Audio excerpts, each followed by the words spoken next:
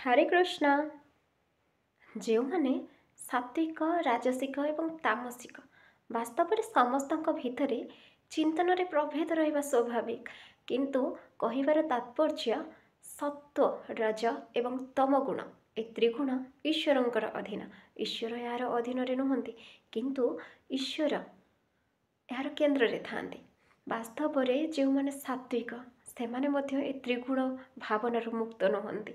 ତେଣୁ ସାଧାରଣ ଲୋକଙ୍କ କଥା କ'ଣ କହିବା? କୃଷ୍ଣ ଚେତନାଶୀଳ ଲୋକଙ୍କ ହୃଦୟରେ ଏ ତ୍ରିଗୁଣର ସଂକୀର୍ଣ୍ଣ ଭାବନା ନଥାଏ। ଅର୍ଥାତ୍ ସାତ୍ଵିକ ରାଜସିକ ତାମସିକ ଗୁଣ ତାଙ୍କ ଭିତରେ ଥାଏ, କିନ୍ତୁ ସେଗୁଡ଼ିକ ଦ୍ୱାରା ସେମାନେ ନିୟନ୍ତ୍ରିତ ହୁଅନ୍ତି ନାହିଁ, ବରଂ ସେ ତ୍ରିଗୁଣକୁ ସେମାନେ ନିୟନ୍ତ୍ରଣ କରିବାକୁ ଚେଷ୍ଟା କରନ୍ତି। କାହିଁକିନା ଯେ କୃଷ୍ଣ ଚେତନାରେ ଅନୁପ୍ରାଣିତ, ଯେ ଈଶ୍ୱରଙ୍କ ଆରାଧନା କରେ ବା ଭକ୍ତି କରେ, ସେ ଏହି ତ୍ରିଗୁଣର ଅଧୀନରେ ରହେ ନାହିଁ, ବରଂ ସେହି ତ୍ରିଗୁଣକୁ ନିୟନ୍ତ୍ରଣ କରିବା ପାଇଁ ଚେଷ୍ଟା କରେ। ସାତ୍ଵିକ ରାଜସିକ ତାମସିକ ଗୁଣ ସାଧାରଣତଃ ତ୍ରିଗୁଣ ଭାବରେ ଖ୍ୟାତ।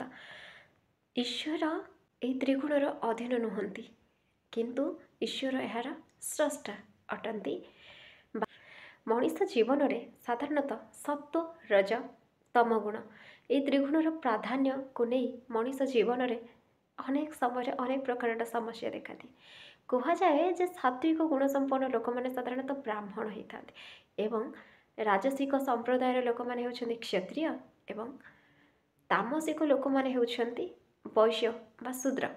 କିନ୍ତୁ କହିବାର ତାତ୍ପର୍ଯ୍ୟ ଯେ ଏହି ତ୍ରିଗୁଣ ଦ୍ୱାରା ମଣିଷ ନିୟନ୍ତ୍ରିତ ହେବା ବାସ୍ତବରେ ଦୁଃଖଦ।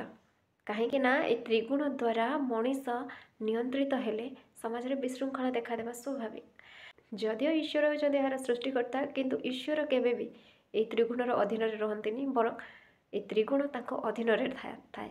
ସେମିତିକି ଯଦି ବ୍ରାହ୍ମଣମାନେ ସାତ୍ଵିକ ଧର୍ମକୁ ପାଳନ କରିପାରୁନାହାନ୍ତି, ତାହେଲେ ଅନ୍ୟ କାହାଠାରୁ କେମିତି ଆଶା କରିପାରିବା? ତେଣୁ କହିବାର ତାତ୍ପର୍ଯ୍ୟ ଯେ କୃଷ୍ଣ ଚେତନାଶୀଳ ବା ଈଶ୍ୱରଙ୍କର ଭକ୍ତି କରନ୍ତି, ଯେ ଐଶ୍ୱର୍ଯ୍ୟ ସତ୍ତାକୁ ଉପଲବ୍ଧି କରିପାରିଛନ୍ତି, ସେମାନେ ଏହି ସାତ୍ଵିକ ରାଜସିକ ତାମସିକ ଗୁଣଠାରୁ ବହୁତ ଊର୍ଦ୍ଧ୍ୱରେ ରହନ୍ତି, ସଂକୀର୍ଣ୍ଣ ଭାବନା ଠାରୁ ଦୂରେଇ ରୁହନ୍ତି। Voice of the soul Shubhashree, ମନର କଥା।